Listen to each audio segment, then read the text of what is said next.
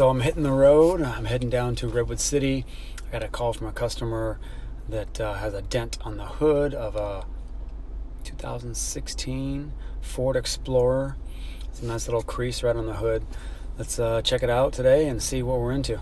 Bye. Look at that crease. Alright, here's my setup this afternoon.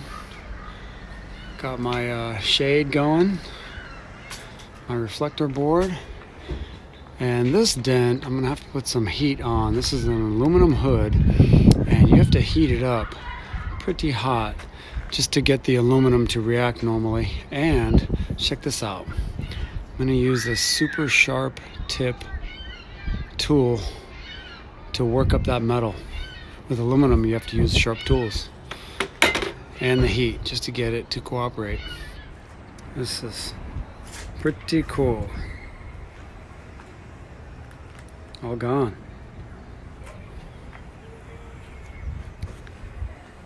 Saving the car from the body shop.